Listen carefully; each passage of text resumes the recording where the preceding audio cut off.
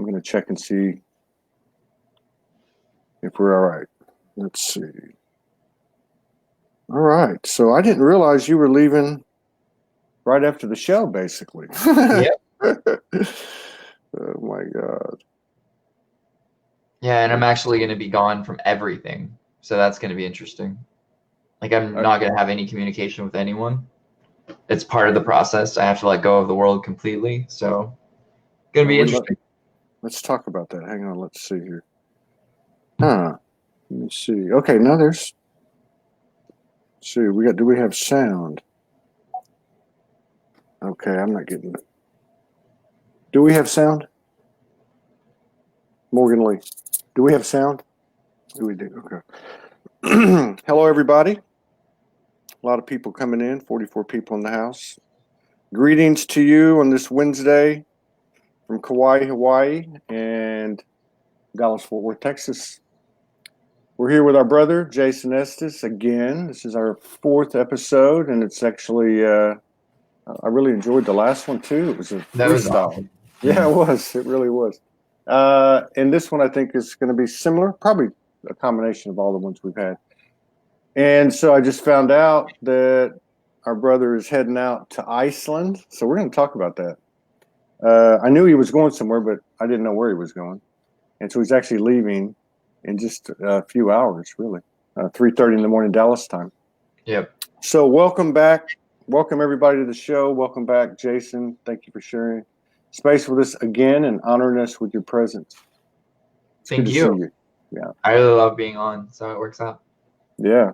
So, I'm getting chills. So you're going to Iceland. Can you talk about that a little bit? What you're doing? It's just a family trip. It's not like anything sacred or spiritual. I mean, it is sacred and spiritual in my opinion, because family is one of the greatest things you can do. But you said you were going to be disconnecting totally. Are you going to have your cell phone with you, or are nope.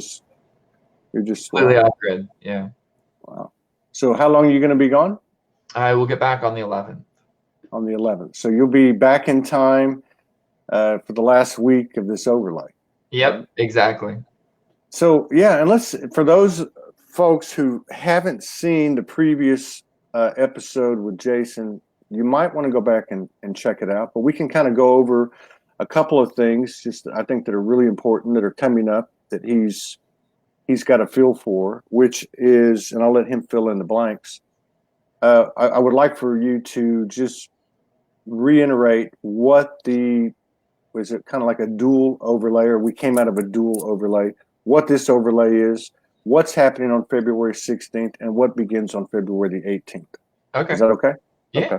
So right now we are in what is called the dark overlay, or basically the dark timeline, the descent line, and our line are like this. Well, actually, they're kind of like this now, which is good because we're at the end of it. But what will happen as we get to February 18th is this will start to happen.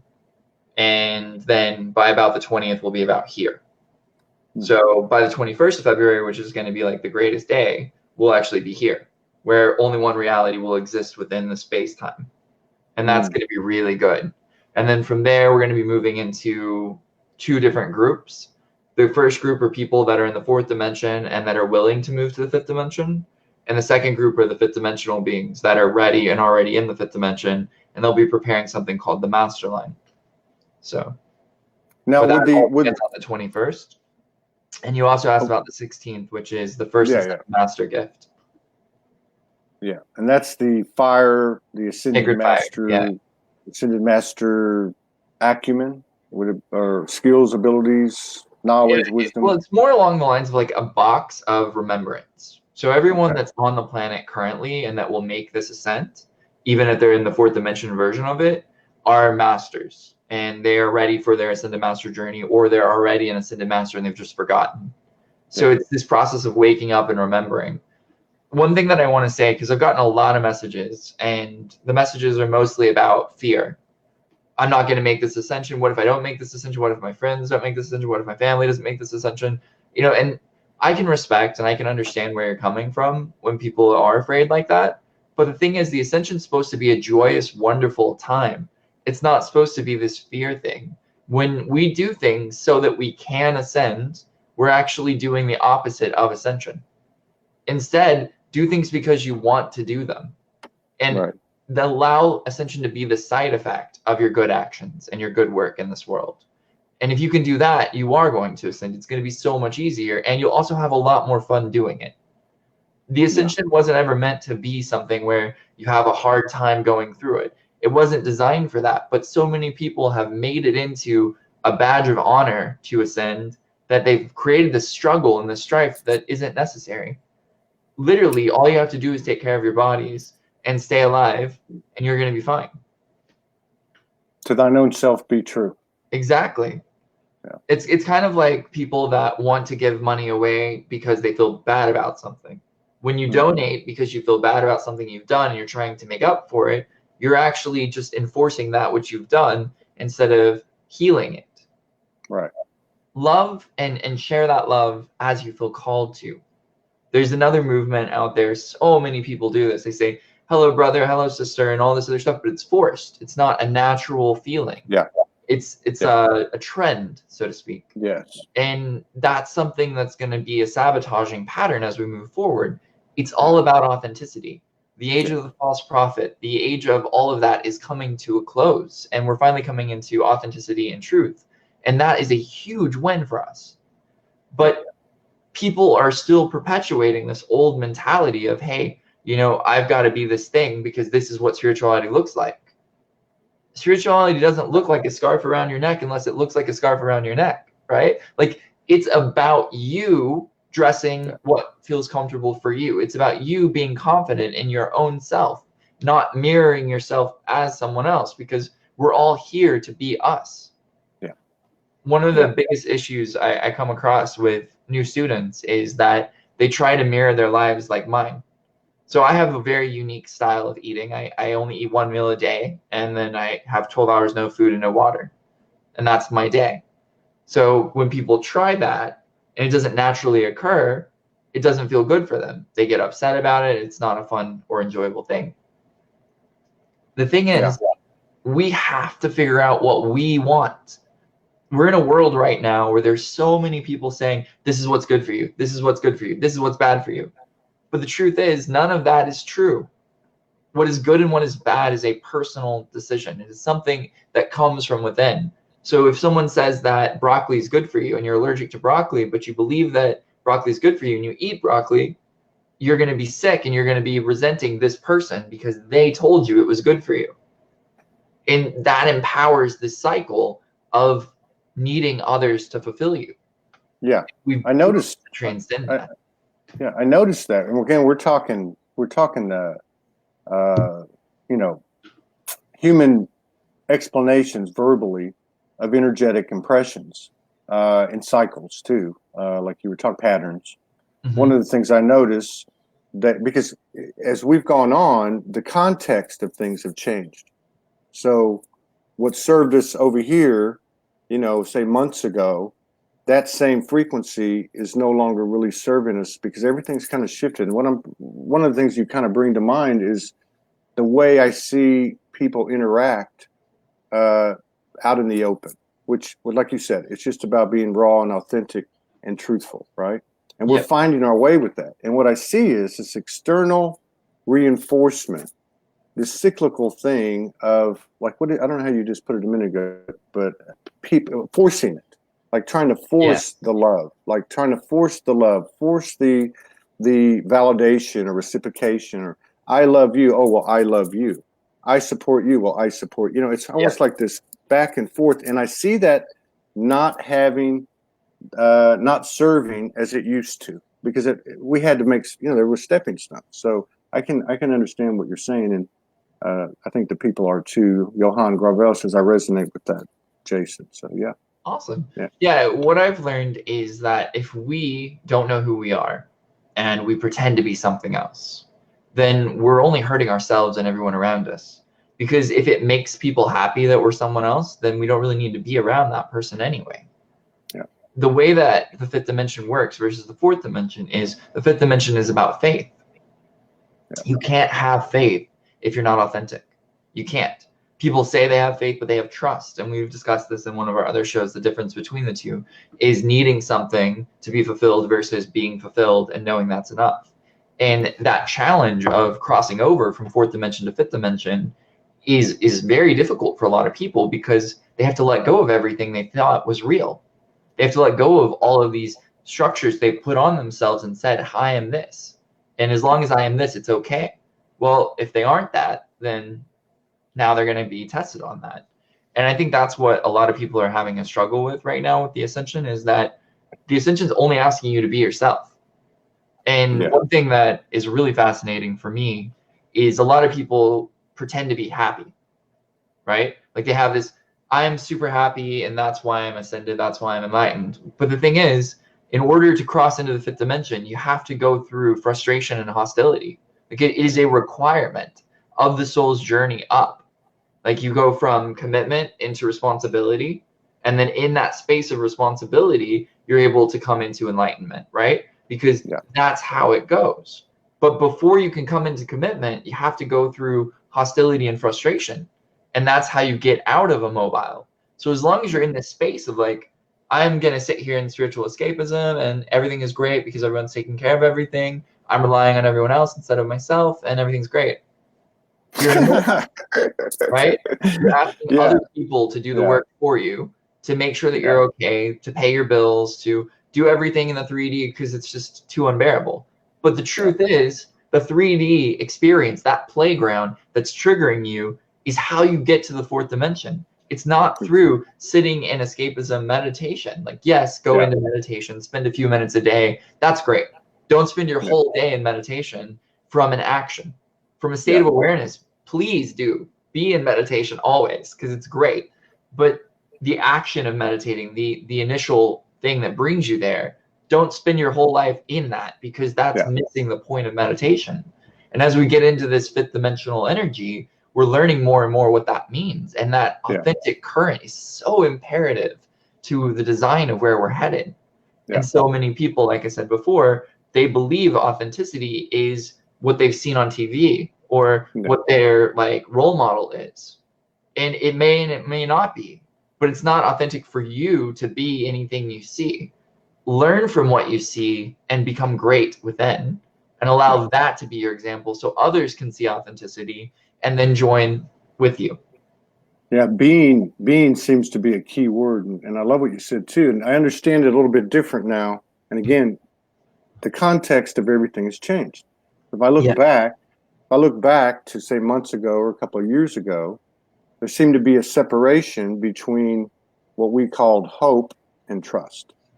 Those are two different things. Hope was like, you're throwing a fishing line out there hoping you're going to catch something. Trust was, now those words, now it's what you're talking about, is there's a separation between trust and faith. Faith is that being, and that's what we've been picking up in our journey over the last few weeks, has been, how do you do anything but be that truth? There's nothing to hide. And as you do that, it's almost like a powerlessness, but a power coming at the same time, or maybe equalizing in a 0 point and aligning with your truth, and the universe then aligns with you. And it's a new way of life. I mean, coming from where we came from, Absolutely. That's why I'm really looking forward to the remaking of the world in that 12-hour window. That's going to be amazing. Because if you think about history, right? So we were in fifth dimension, and then we were in third dimension overnight. Atlantis fell, all the things came in. All of a sudden, we weren't who we were. We forgot what we were, and we were a conglomeration of all these sub-personalities and personalities and beings that were in the process of their evolutionary soul's journey.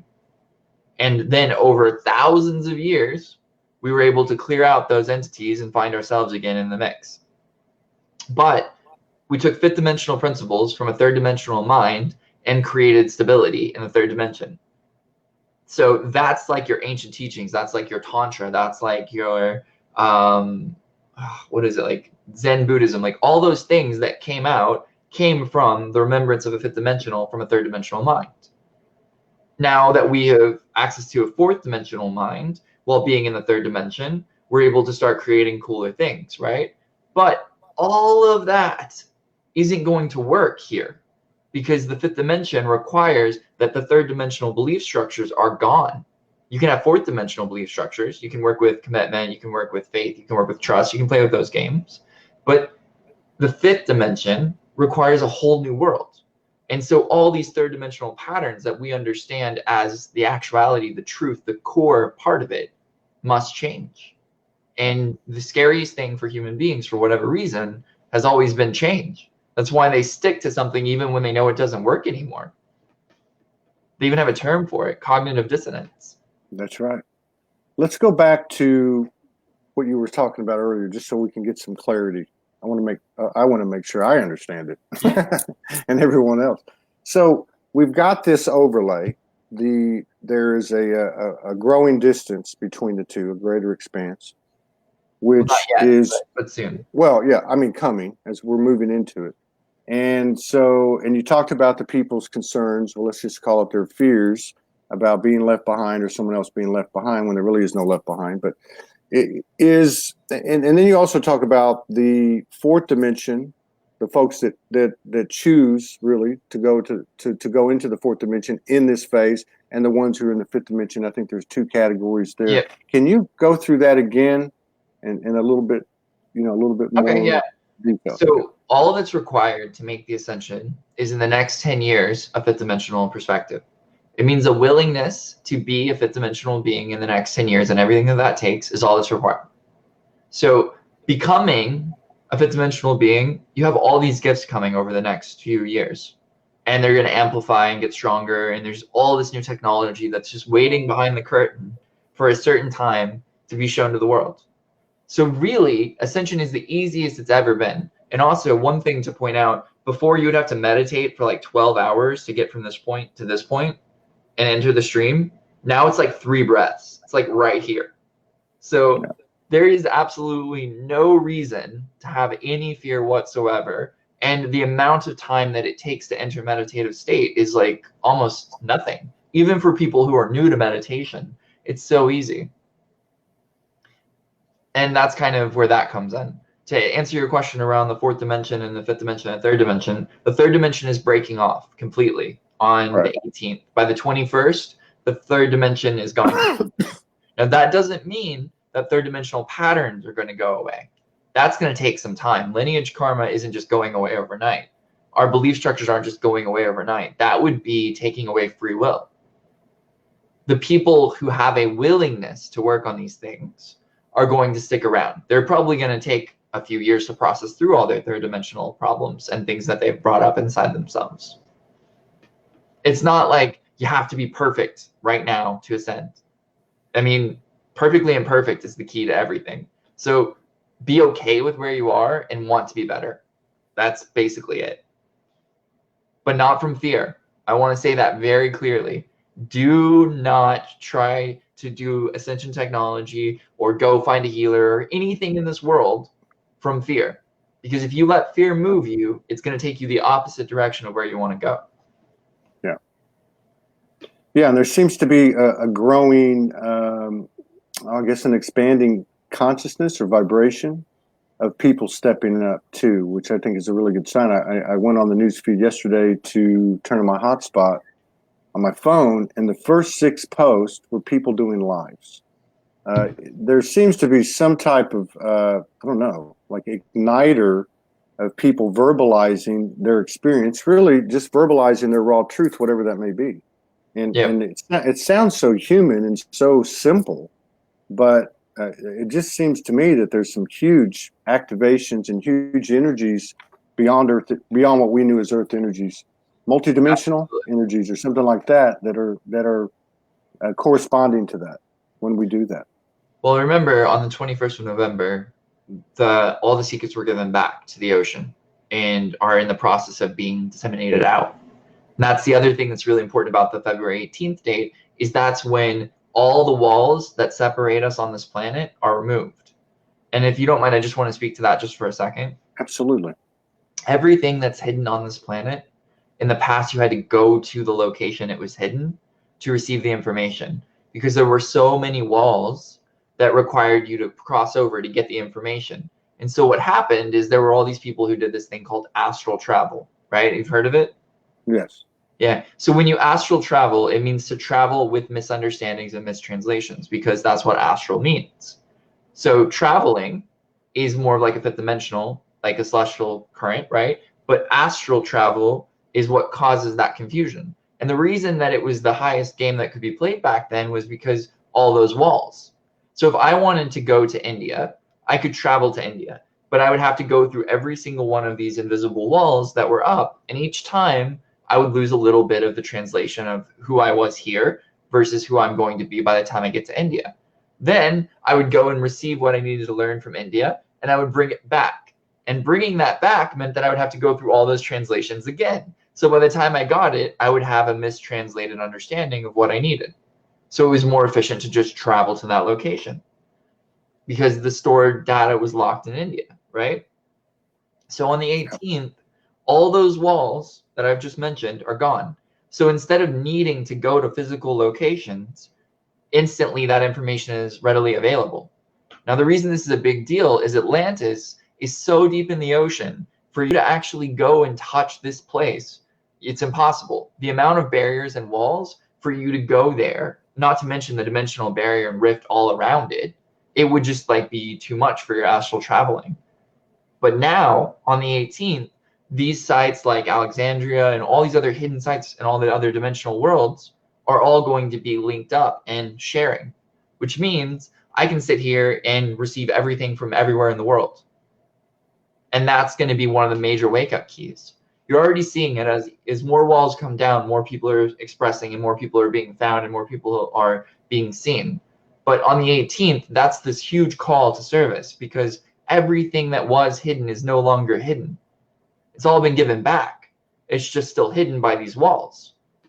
And they're going down every day, but the 18th, they'll all be down. So if our ability to tap in could be seen as a electrical plug, we can plug in anywhere. Exactly. And access anything. Yes. And that's going to change everything. Yeah. And so, for instance, you mentioned Alexandria, you mentioned Atlantis. What is, just use Atlantis as an example, what's going to materialize or what's going to come from, or in your, from your perspective, with that being wide open? Technological revolution. The amount of memories that are hidden from us, I mean, those are both really important places, but honestly, some of the most powerful things are going to come from the Vatican. All those artifacts that are hidden underneath that little space, wow, man, when that gets given back, it's going to be huge. But to remember everything that had been lost over the course of the next 10 years is going to give humanity the opportunity to expand 20,000 plus years in the course of 10. And that's what's going to lead us to the new age, the new world that we've been waiting for. We've been watching and waiting in the skies and like, come help us. And the truth is, it's always been right here. Yeah. Everything has already been done. All we have to do is move forward with it.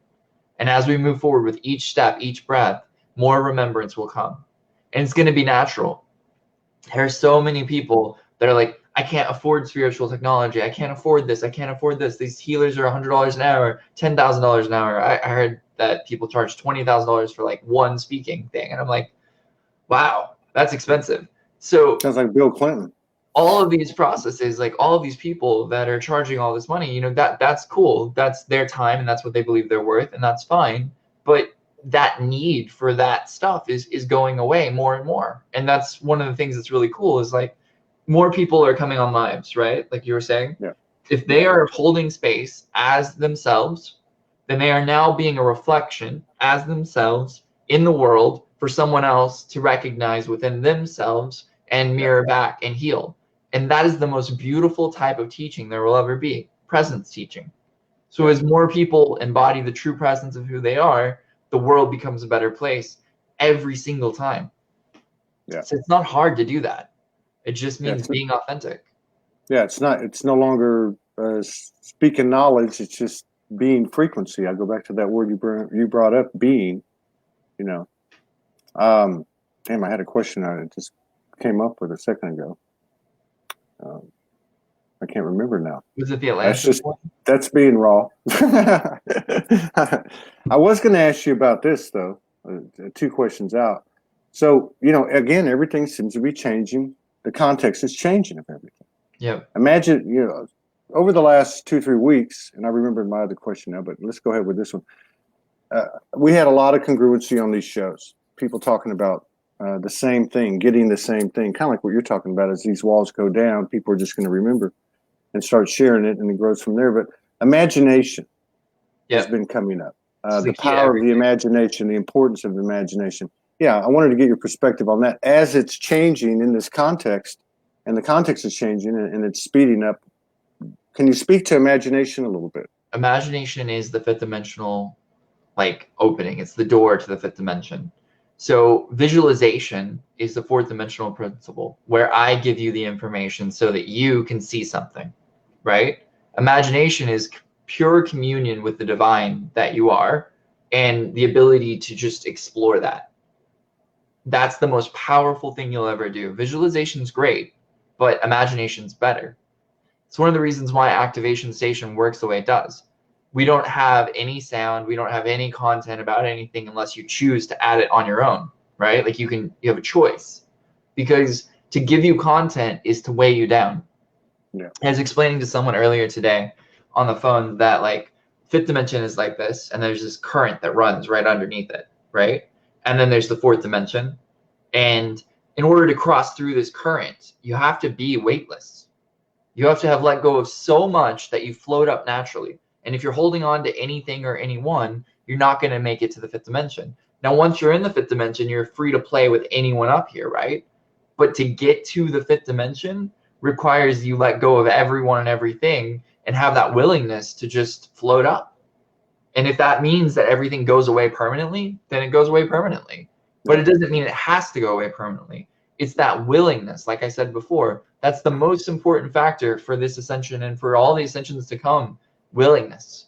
Do you have the willingness to change? And if you do, you're going to be fine.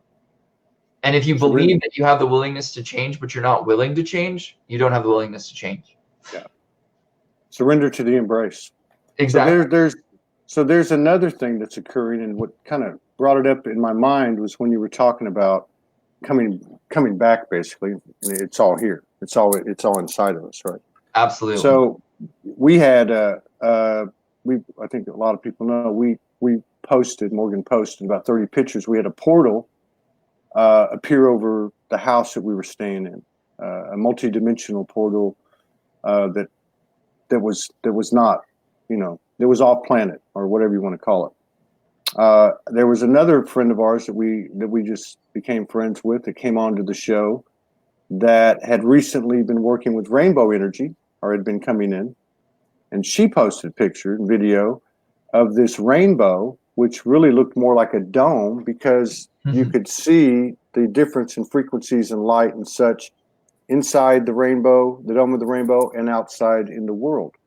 And so there seems to be some type of integration of multidimensional or higher dimensional or off-world with the Earth that people are experiencing.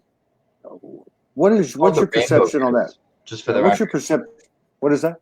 We're in the rainbow verse. That's actually the name of the verse that we are in right now.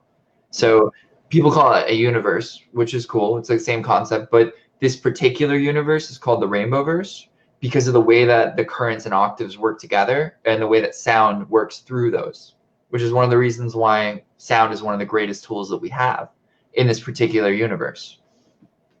Agreed. Yeah, agreed. And so it seems like we're going to be seeing more and more of this. And I guess there is a connection between what we're seeing, because we kind of wondered if somebody else was standing here, would they be seeing what we're seeing? I don't know the answer to that. Dimensional sight's one of those fun things you can never know. Yeah. Sometimes you see something no one else sees, but it's still there. Yeah. Yeah. And I asked the lady, Simone, about the rainbow. I said, did anyone else see it? She said, no, nobody else was out there. I don't know. So it's still that same, I don't know. Yeah. But this, I guess what I'm getting at is it, what's your take on, this is all coming from the individuals. Yeah. This is coming from us. We're creating that. Nothing's coming to us. We're actually bringing it out through our raised Well, through our expansion? the Is that what- world itself, like I said, we're in the rainbow verse. So when we see a rainbow, it's basically connecting us to the purpose of this universe, which is that unity of all things coming together and the opposition of density coming into lack of polarity until eventually there is nothing but all. Right? And that's like the whole purpose of why this game, this rainbow verse, was created in the first place, was to bring everything together and to heal all opposition. So when you see those moments where you see like the beautiful rainbow or a portal that is a rainbow, my favorite thing to watch is when the sky has like these holes in it and there's just a rainbow circle in the sky, because it's physically impossible for it to be a perfect rainbow circle in the sky. And yet I see it all the time. They even have a name for it. I think they're called like ice dogs or sun dogs or something now. But it happens, and it always happens during a very powerful energetic surge to the planet. So I like to go out and just watch. Yeah. That's just us seeing the truth and syncing up into that truth in that moment. It's a little subtle reminder that says, hey, you know, everything is going as according to plan. Feel good about where you are. Don't lose hope. Because this has been one of the hardest journeys for many of the souls on this planet, as well as the souls that are like on other planets, going through this process of coming out of polarity by choice. So many of the other verses don't have free will. It's one of the reasons why people say, well, why would I come to Earth? And the answer is because this is one of the few places you can play with free will. This is a free will universe.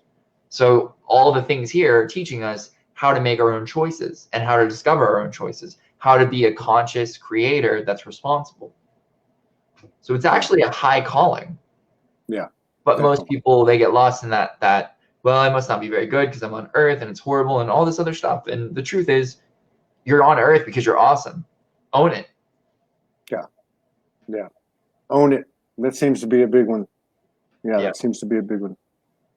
Well, total We had- responsibility is required for fifth dimension, which means everything that has and ever will be is your fault. Own it. So getting back to this phase that starts on February 18th, that's a period of time that runs through 12 hours. Okay. And that's the starting gun shot in the air. That's the beginning of a new vibration, a higher vibration. For the Expansion. Earth, yes. Yeah. But because the entire Earth is going to be remade energetically and all astral frequencies will be removed, as well as the walls and all the miscommunication and mistranslations that have ever occurred, humanity isn't going to do that overnight. Some people will. Some people will be like, yeah, I don't want any of this. Let's just let it go. And then they'll transcend with it. But for most people, it's going to take that 10 years, like I said. Yeah. So that this period, we're going to watch progressively humanity become better and better and better, and remember more and more and more, and eventually make it to this point. But light switch effect, it's never going to be that. For the Earth itself, it is. For those who have sight and clarity, you will notice a huge difference in the coloration of all of the things, especially living things. Like plants, the color green will change. The way that your buildings look will look fake in comparison, because the dimensionality is going to shift on the planet. And that changes the way that we see things, the depth that we see things. Yeah. One of the ways I like to describe this is, have you seen the movie Contact? Is that the one with Jodie? Yes, Jodie Foster. Yeah. Starts Yeah. out with a signal, and then they're able to decode that signal and learn all this other stuff. I'm not going to run it for anyone who hasn't seen it, but that's dimensionality. The depth of one action and how we can decode that one action by it. That's dimensionality, and that's where we're headed. Humanity has an opportunity to increase its dimensionality to a point where we're able to have one moment and learn 10 million years worth of information in that moment. Yeah. We're able to do that after that time. Well, we're able to do it now, technically. It's just hard to do outside in the world.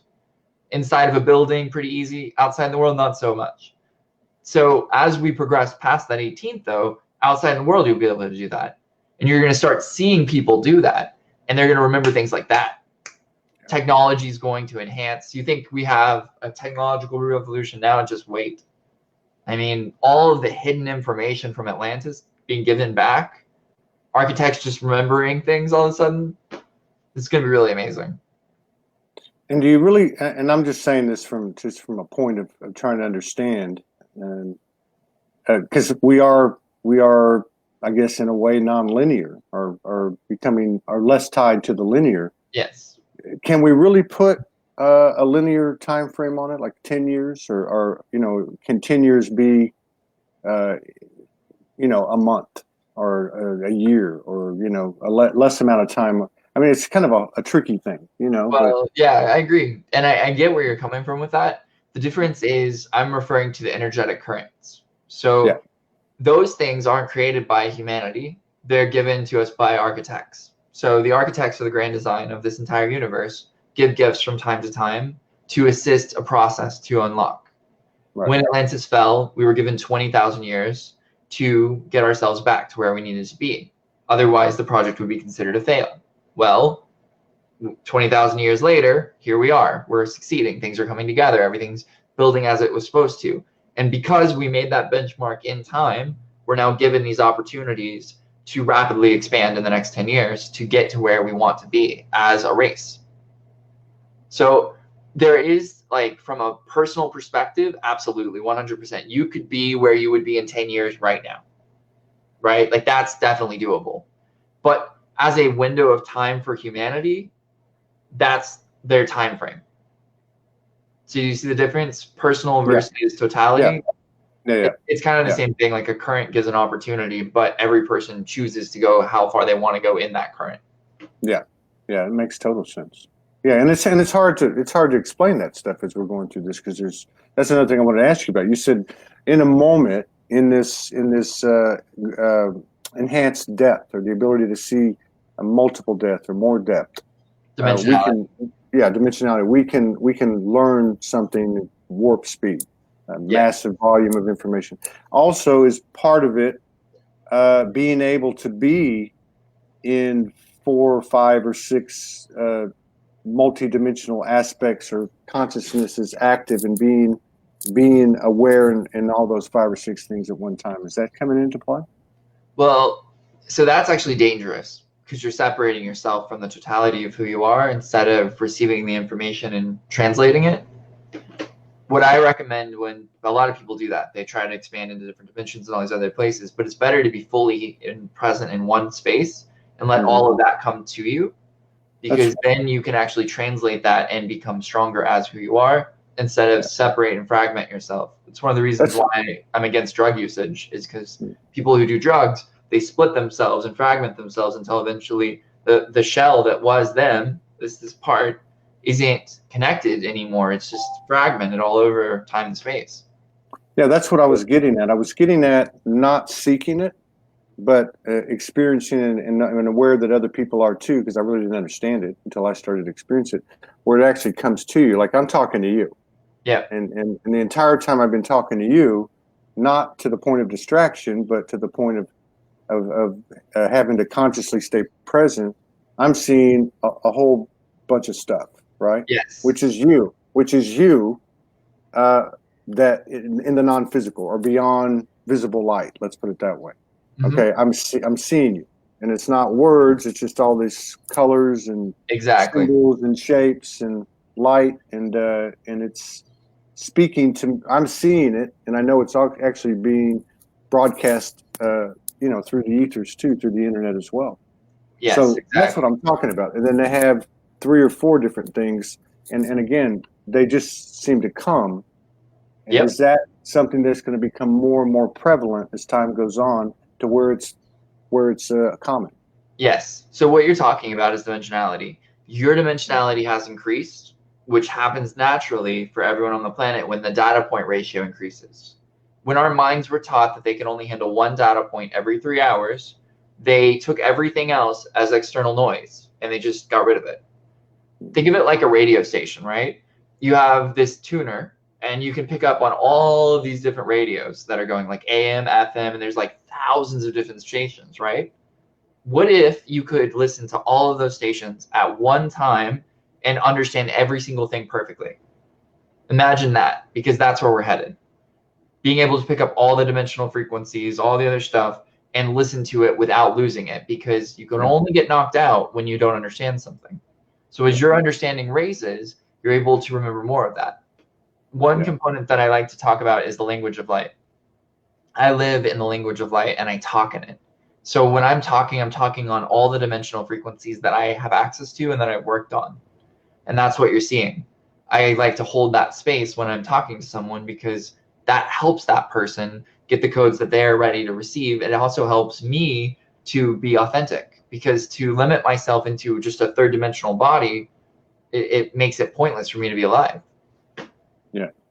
And it seems to be that the more we do that, and going back to what you said at the top of the show too, which was really to thine own self be true, more authentic, more raw, to do that, and also to what you said about sound being so important in this realm, okay? And I would even say voice, but my point is that it's when we do that, it's creating pathways for others to do that. Yes. So it's not really an exchange of information as much as it is a projection of our pure, truthful, loving frequency that others at some level recognize and then engage within themselves. Yeah. So remember, you've done activations, right? You did some of them on the site. Yeah. So what that is imagine that everything in life is algorithms that are mathematics, because that's basically how this universe was designed, through mathematics. So if I solve an equation and I share that solve for you with a technology, or just by like holding that space so strongly that it's shareable, now you have that solution. So the next time that that equation presents itself, you're able to solve that and have extra time to receive more information, because the need of what was in that moment is now easily solvable. Whereas before you would have spent half of that moment solving that equation, you now have freedom between the two. Now you can choose to play with that equation if you want, or you can play with something else. That's the whole purpose of why I wrote activations, was so that I could create a freedom for anyone who wanted it. Every problem I've ever had, I've written a solution to, and I've written an activation for it. So the more that we become that solution, the more that our presence has all of those solutions, the easier it is for everyone else to be free of problems and then have choice again. So as you work on being a solution on all of the problems you have, you then hold a template reality around you that says, I am the solution of x equals 5. So now everything that's x equals 5, you're able to solve. Well, maybe there's an equation that's x equals 6 and you can't solve it, but your friend can. So when you guys hang out, all the problems that you're dealing with are being solved. And most likely all this person's problems are x equals 5, so they're being solved. And that's sharing space. Yeah. So the more that we're able to solve certain things like that, and I'm just using math as an equation perspective, it's really more about like experiences. But when we solve an experience, we actually can have something happen and it doesn't affect us anymore, doesn't trigger us. That's a template that's then given to the collective to work with if they choose to. And that's this whole process of unlocking our true potential, is we have to solve all the little seals and problems on us so that we can be full, so that we can open up fully and really just truly be ourselves in a room. And a lot of that's going to happen naturally. Those data points I talked about in February, starting on the 1st, we're going to go to 10 per hour, or 20 per hour, sorry. That is ridiculous. But that's 20 new problems every hour that you have to solve. But if you do solve them, think of all the wisdom that you will gain. Think of all the experience, lifetimes of experience being solved. Yeah. And by the end of May, we're supposed to be somewhere around 50 per hour, which my mind literally just fries when I think of 50 data points per hour.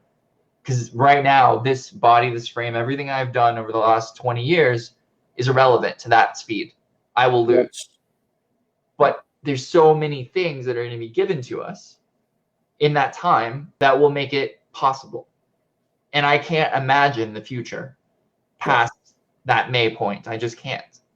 That's a beautiful thing to say. As someone who's used to seeing the future all the time, to say it's so beautiful that my imagination literally can't connect to it, I'm happy about that. And I can't wait to see what it looks like. So on one hand, and this is even as I'm seeing it. On one hand, especially in what we call, let's say, the light worker communities, all right, healing modalities becoming obsolete. Identification with singular divine essences within us embodied becoming obsolete. Because, like you said, you can't even imagine what's going to be beyond May. But we also know we'll have the capacity to handle that. So, a lot of people I've talked to lately have talked about, I can't see beyond 3 days from now, 5 days from now, a week from now. It's all about now. And the last thing I'd add to that is, like this morning, okay, as I was coming out of sleep state, I was telling Morgan that I just was I was invocating, or integrating. Mm-hmm. And I was having these things pop up, family member, old acquaintance, but they were representing energies that I was disassociated with or not integrated with. So it was like boom, boom, boom, boom, boom. So is that an example of these 20 per hour, 50 per hour? Okay. So you're getting the problems, which are things where you disassociated or you gave responsibility or power to a certain thing. Yeah. And you're being asked to solve them. And that's what I'm talking about. Like, it's just about being the solution. And being the solution is a natural thing if we just let it. Yeah. We are a representation of everything that is good in this world, as long as we work on ourselves and truly stay authentic in that way. And that means if I'm angry, I'm going to acknowledge that I'm angry. I can say anger is present. I don't have to act from that anger. But if I don't acknowledge its presence, I'm just empowering it to hide behind me and control me. And then all of a sudden I become an angry person instead of it originally just being anger that was present. Because it's okay to have emotions, right? It's totally okay to have them. I personally believe feelings are better, but some people really like emotions. Do you know the difference between the two? Between emotions and feelings? Yeah. Explain. Feelings are things that are present, but don't run you. The moment that you give it power to move you in any way, shape, or form, it becomes an emotion. So to acknowledge something is present, like saying anger is present, is acknowledging the feeling of anger exists within me. That doesn't make me less of a person. It makes me more of a person because I'm acknowledging that I have things to work on. So what you're calling the next step is saying, I would like anger go into the light of God or into my own source connection or whatever. It doesn't matter. Dissolve it, right? Yeah. And then anger doesn't have to move you. Yeah. But so feeling, most people think emotions are it. And emotions are a pressure. Yeah. It's kind of like, I think I explained this in your show, like 3 shows back, but the ocean of emotion is like the depths of the ocean. When you get down deep, it's so dark and there's nothing, there's like hope goes away. You actually start to hallucinate, right? Like you go insane. Anyone who's ever done deep diving, they actually teach you how to do a specific type of diving because you narc out. You start hallucinating, you start tripping out. You don't know what's real, what's not. And it's this whole process of having to learn that. So deep down in the ocean of emotion, when you're in that cave, there's no hope for you. There's no escape for you unless you let go. That pressure is crushing you. It's forcing you to make movements. But as you elevate up, all of a sudden you can start to see the sky, the sun coming through, and all that hope comes back. And this is the process of the 3rd dimension, is this ocean of emotion, the depth of it. Then the top, the 4th dimension, right before you cross over the water, is that process of feeling the warmth of the water, the ocean. It's beautiful. It's a restorative thing. But then there's this fear that comes along. What happens if I get out of the ocean and get on the boat that's on top of the water? Because this water is all I've ever known. The worst part of it, the good part of it, it doesn't matter. I don't know what's next. And if I get out of this ocean and get on this boat, it's a whole new world. So that's the 5th dimension, is you getting on that boat and saying, okay. And what's crazy about the boat is for the first time ever, you're going to feel the rocking, right? Because the ocean is going to move you back and forth and you're going to feel that rocking and you're going to be going, I don't know if I feel confident about this. You might throw up, you might purge, right? All of the people who've ever made it over the 5th dimension know exactly what I'm talking about. It's like you get your sea legs in the 5th dimension and you're just like, okay, I can do this. Okay, it's okay. and you just like throw up, right? And that's okay, because that's your body bringing in new energy and information and letting go of the old, making room for that new. Well, after you've made it to the stable part of the fifth dimension, which is that boat, you're learning to like handle things. You're breathing air instead of water. You're like in this whole new way, right? Now you move into the next step, which is going and exploring the fifth dimension. So now there are all these islands and all these other things you have never seen before that you have access to. And that's the exploration of the fifth dimension. Then we get into the sixth dimension, and it's like the UFO that lands on the land. It's like, hey, so you made it out of the ocean, you got on the boat, now you're on this land. Why don't you take a ride in my UFO? It'll be really fun. And it's that whole process of faith continuing to know who we are, to continue to explore until eventually there is no limits. That's where we're headed. And going back to the beginning of that, which we're at, is, and that's a great explanation, by the way, is feeling is by what you're calling feeling is empowerment. Mm-hmm. What you're calling emotion is disempowerment. Yes. And we obviously want to stay. And I think the other thing that you bring up and that's starting to come to light in these conversations and the work I do is that empowerment, which is authentic, which is being raw, is not always warm and fuzzy. It does come with bouts of purging. It does come with uncomfortableness. And like you said, about anger is present. Yeah. Well, that's also saying I'm present. Exactly. And so it's like, we're trained, like you were saying, about the hidden teachings and the sacred wisdom that was passed through the Zen Buddha. How it's not in the game anymore.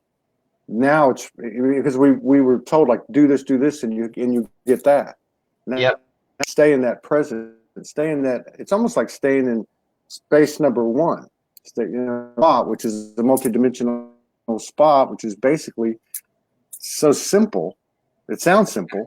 It's really like just being connected as a human and being present with yourself. Yeah. There's a step there though that you're missing. So I'm here right now in the totality of who I am. I'm going to go have an experience. That experience is going to take me out of the totality of who I am because I have to have that experience, right? And if I move forward, I'm no longer completely centered.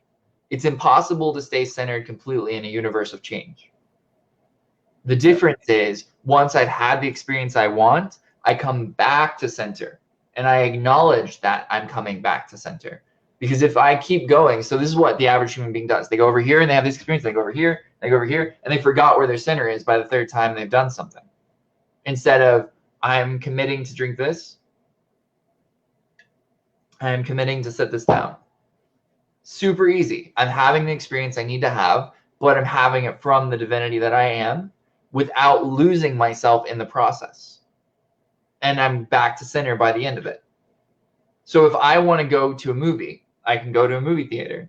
I can acknowledge I'm going to that movie theater. I can have the experience of the movie, let myself just go for whatever ride I need to go on, right? But then, as soon as the movie ends, I take the moment to get centered, get back to who I am before I leave the theater. And that's life. Every experience is going to take you on a ride.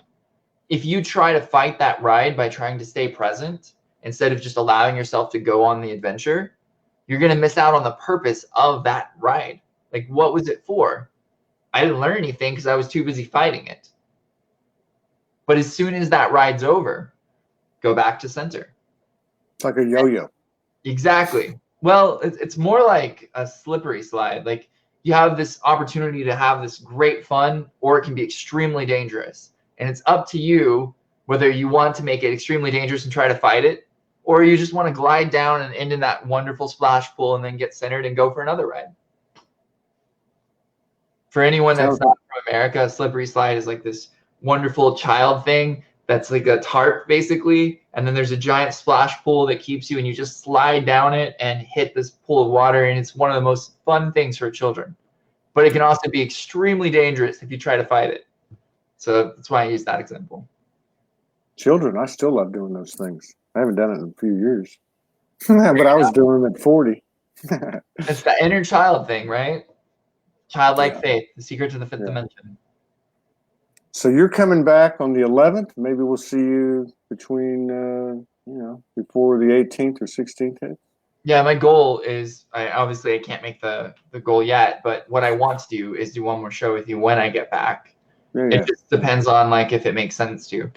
Absolutely. Yeah. No, absolutely. No, it's all natural and relaxed and flows very well. And I love it because it's, I love what I do. As I'm looking at my computer, it says 5:55, 1:29, 2019. It is the moment. It is in the moment. It is spontaneous. It is in the now. It is present. So yeah, I appreciate you coming on. Everybody does, and for what you're doing. Certainly, be present with your family, as I know you will be. Enjoy yourself. Enjoy Iceland, and we'll best to you and your family, and we'll see you when you get back. Awesome. I'm going to leave with one last thing because I've had a lot of people asking about it. The sphenoid is how you interpret reality. It's a bone that's right here in the skull, and there is a way to adjust it. There's a lot of different tones that you can do sound-wise. Is it okay if I go over this on your show? Of course, Jason. Okay, cool. So what we can do when we want to is we can use a universal remembrance tone, which hue is the best one for that. And then you just basically allow your thumb to go right here into the eye socket and then just kind of connect it to the sphenoid like that. And then you just close your eyes. Hue.